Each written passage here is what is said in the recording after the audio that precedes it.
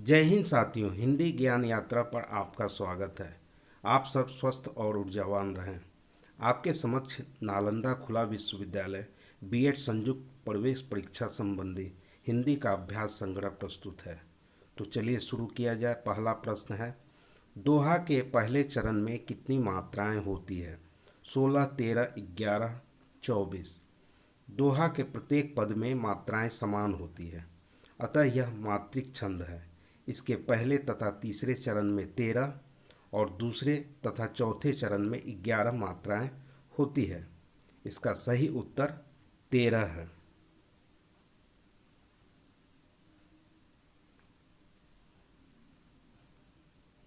बंदो गुरुपद पदुम परागा, सुरुचि सुवास सरस अनुरागा। उपर्युक्त कविता में कौन अलंकार है? प्रतीप, उत्प्रेक्षा, दीपक, रूपक।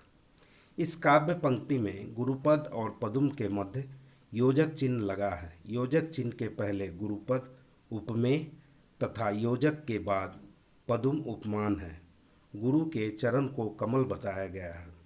जब उपमेय को बिना किसी भेद के उपमान के समान बताया जाता है, वहाँ रूपक अलंकार होता है।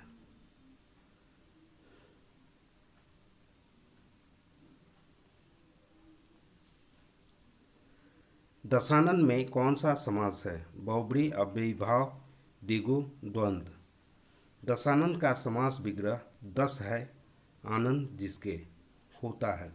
10 सिर रावण का होता है। यह सामासिक पद अपना सामान्य अर्थ छोड़कर किसी विशेष अर्थ की ओर संकेत करता है। ऐसे पद बहुब्री समास के अंतर्गत आते हैं।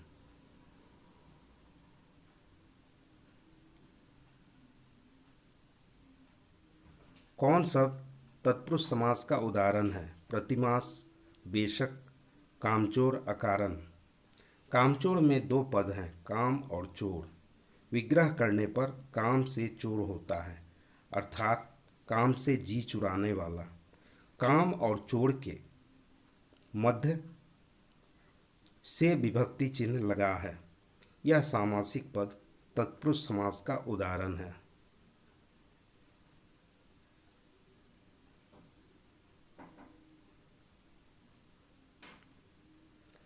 नयन का संधि विच्छेद होगा। नयन आयादि संधि के अंतर्गत आता है। नयन का संधि विच्छेद ने योग अन होता है।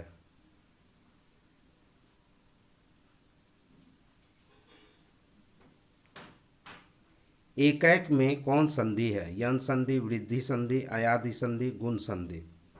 एकैक का संधि विच्छेद एक योग एक होता है।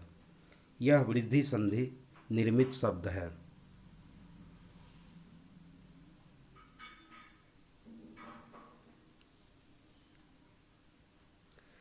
चारु शब्द का पर्यायवाची शब्द होगा सुंदर, चंचल, नग्न, चयन।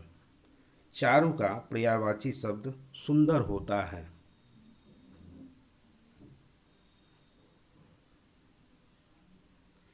कृपण का विपरीतार्थक शब्द होगा कंजूस, रंक, दानवीर, सर्वे सर्वा।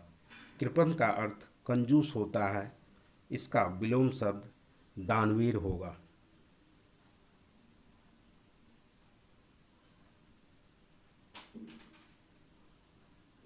किसी शब्द के अंत में जोड़कर बना नया शब्द कहलाता है उपसर्ग, संज्ञा, सर्वनाम, प्रत्यय। वैसे शब्दांश जो किसी शब्द के अंत में जुड़कर नवीन शब्द का निर्माण करते हैं, साथ ही उसके अर्थ में परिवर्तन कर देते हैं, प्रत्यय कहलाते हैं।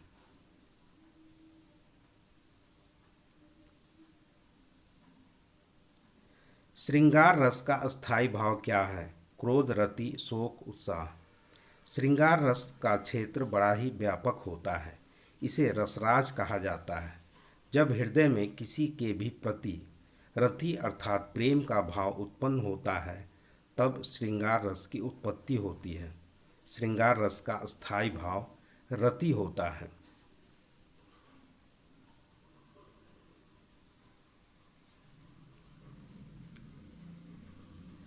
समास का शाब्दिक अर्थ होता है संक्षेपण, विग्रह, पुनरावृत्ति, कार्यपालन। दीर्घ वाक्य को लघु रूप प्रदान करना अथवा कम शब्दों में अधिक अर्थ प्रकट करना समास कहलाता है। इसका शाब्दिक अर्थ संक्षेपण होता है।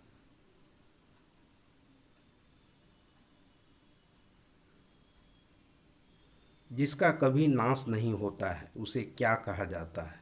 अमर, अनैतिक, चीर, चीर। जिसका कभी नाश नहीं होता वह अनाशवान अर्थात चिर होता है।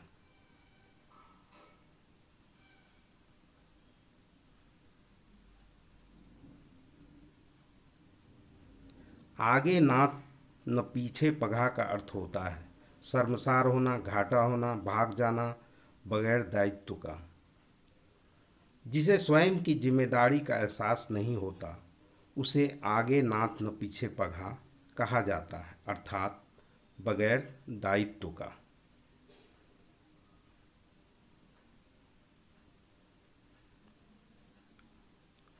तत्सम शब्द का चयन करें। कौवा, काग, कागा, पिकबंधु। कौवा और पिकबंधु तद्भव शब्द, कागा देशज शब्द तथा काग तत्सम शब्द होता है।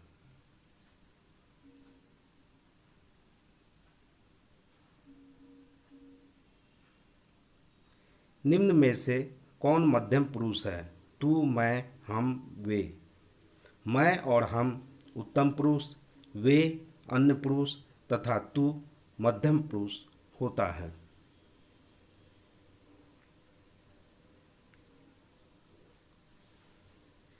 गीतिका के प्रत्येक चरण में कितनी मात्राएं होती है? 26, 24, 12, 32। गीतिका एक सम मात्रिक छंद है। इसमें 14-12 मात्राओं पर यति होती है। इसके प्रत्येक चरण में 26 मात्राएं होती है।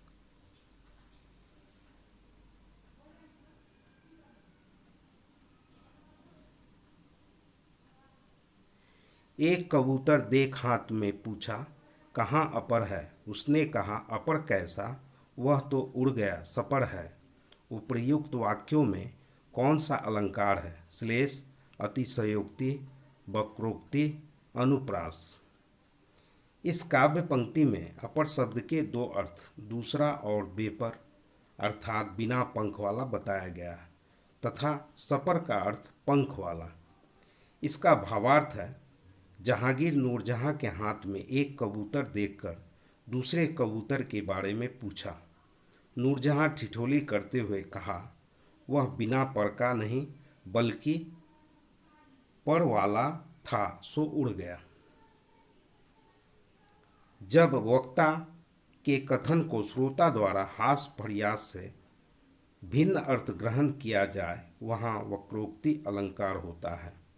वक्रोक्ति का शाब्दिक अर्थ वक्र योग उक्ति होता है।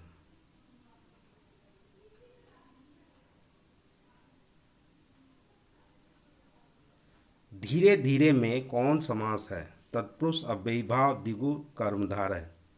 पुनरुक्ति शब्द अर्थात एक ही शब्द की आवृत्ति होने वाले पद अव्ययीभाव समास के अंतर्गत आते हैं।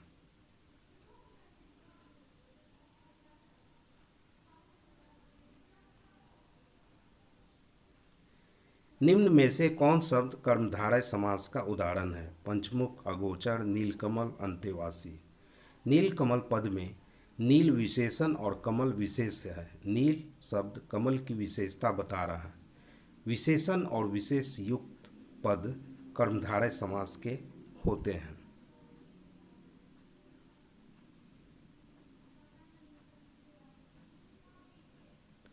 धनुष टंकार का संधि विच्छेद होगा। यह विसर्ग संधि का उदाहरण है। इसका संधि विच्छेद धनु योग टंकार होता है।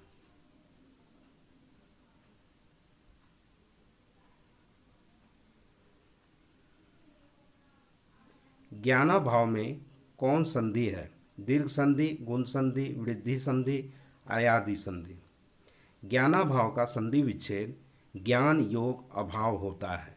इसमें दीर्घ स्वर संधि है।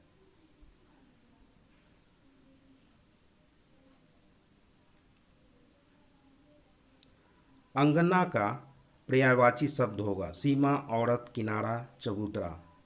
अंगना का पर्यायवाची शब्द औरत होता है।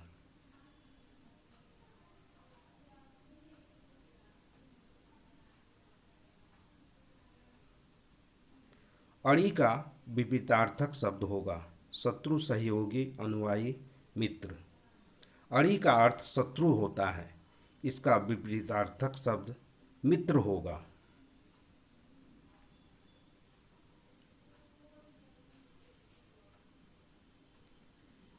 किसी शब्द के पूर्व भाग में जुड़कर बना नया शब्द कहलाता है प्रत्यय, क्रिया विशेषण, उपसर्ग, संज्ञा।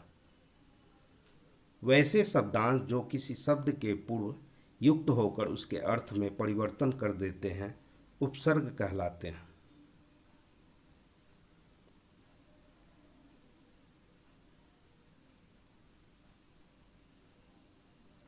भयानक रस का अस्थायी भाव क्या है? भय, जुगुप्सा, विस्मय, वात्सलता। किसी अनिष्टकारी का वर्णन या स्मरण करने पर हृदय में भय के भाव का संचार होता है, जिससे भयानक रस की उत्पत्ति होती है। भयानक रस का अस्थायी भाव भय होता है।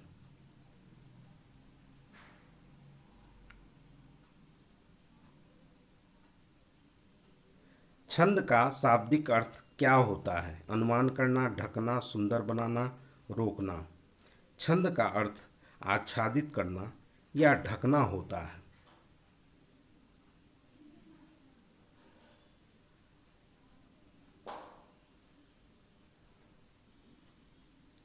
जिसका कोई पूर्व उदाहरण नहीं हो उसे क्या कहा जाता है? अग्रणी, अनुगामी, सहवासी, अभूतपूर्व। जो पहले कभी न हुआ हो अनोखा अर्थात अभूतपूर्व होता है।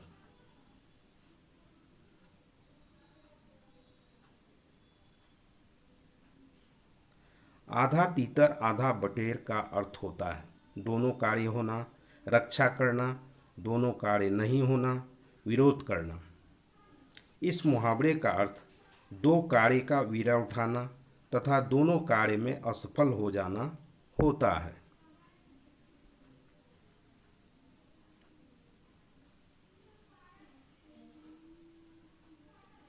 तद्भव शब्द का चयन करें। पेड़, वृक्ष, गाछ, पादप। वृक्ष और पादप तत्सम शब्द, गाछ देशज शब्द तथा पेड़ तद्भव शब्द होता है।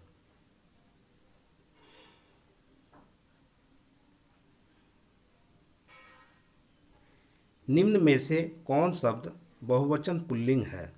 रास्ता, होश, आँख, सेना। दिए गए विकल्पों में होश शब्द पुल्लिंग है तथा इसका प्रयोग सर्वदा बहुवचन में होता है।